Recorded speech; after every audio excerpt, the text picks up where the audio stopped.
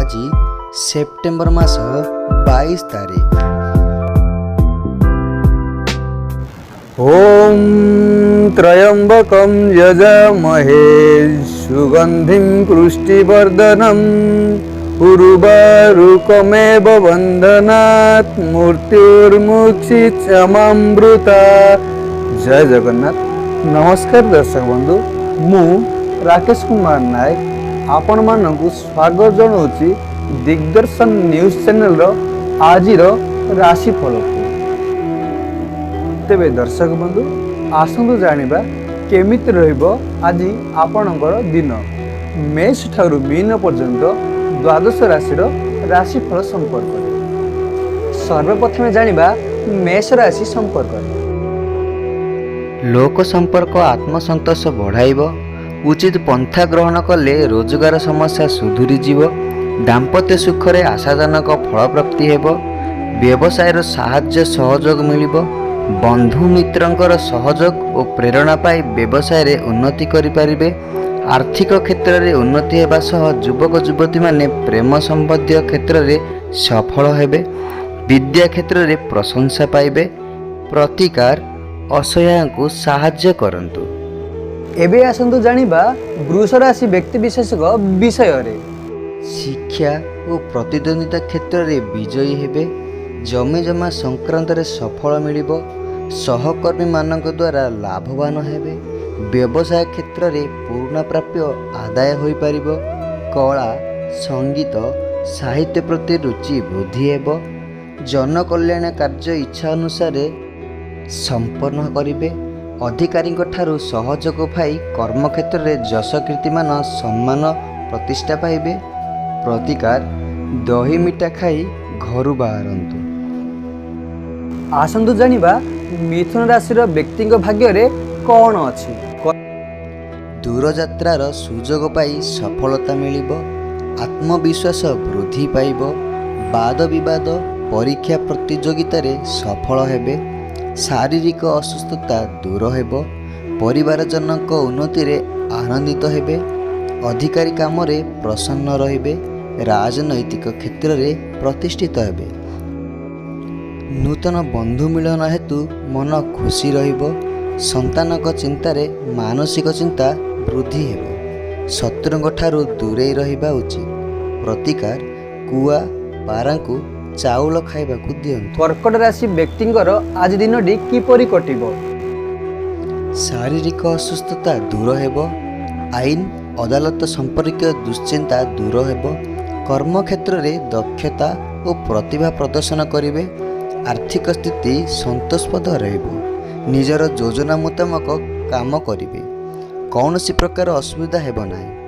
आनुष्ठानिक क्षेत्र रे सम्मान लाभ हेब। कौनसी सहृदय व्यक्ति ठारू यथेष्ट सहायता पाइबे। व्यवसाय रे सफलता अर्जन करिवे। प्रतिकार मादक द्रव्य ठारू दूरे रुहंतु। एबे जानिबा सिंह राशि व्यक्ति विशेषଙ୍କ विषय रे। सरकारी साहाय्य प्राप्तिर सुजोग पाइबे। प्रतियोगिता रे कृतित्व लाभ पाइबे। गुरुजन को सहानुभूति उपलब्ध हेब।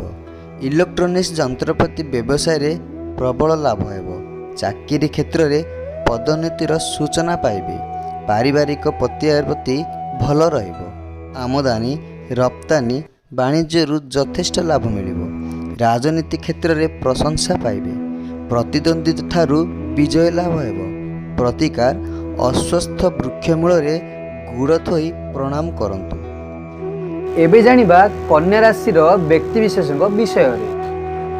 आकस्मिक अर्थ पाइबा फल नूतन पंथा अनुसरण करिवे। शत्रु माने मित्र भाव आचरण करिवे। पिलामानंक कार्य रे संतुष्ट हेबे। व्यवसाय रे यथेष्ट अग्रगति घटिबो। पारिवारिक जीवन सुखरे कटिबो। केतक मूल्यवान आसबाबपत्र क्रय करिवे। उपरिस्थ को संतुष्ट करिबारे सफल हेबे। अध्ययन रे मनोनिवेश करी प्रशंसा पाइबे।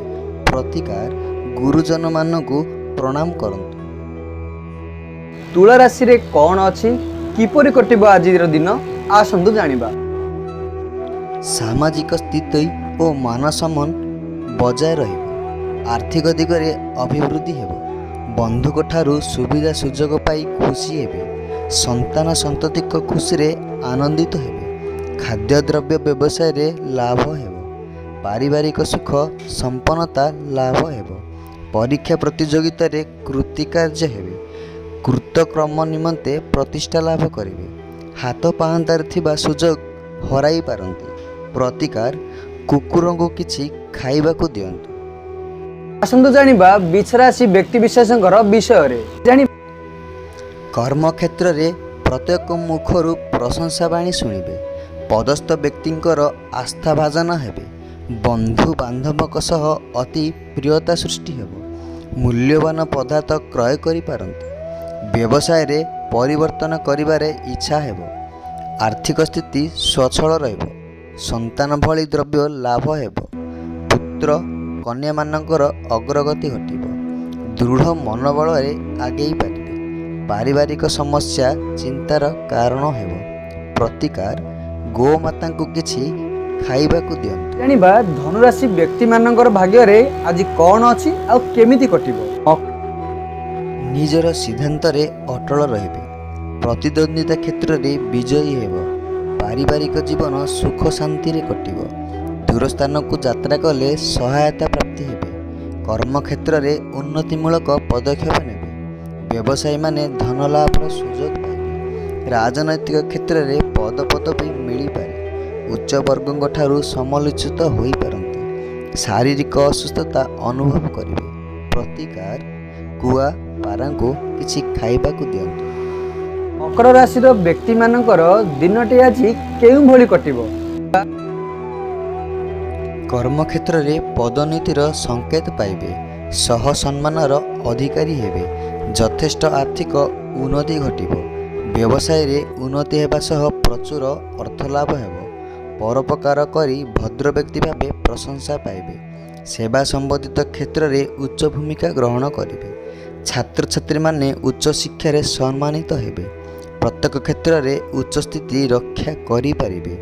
ପ୍ରତିକାର ଗଣେଶ ପ୍ରଭୁଙ୍କୁ ପୂଜା କରନ୍ତୁ।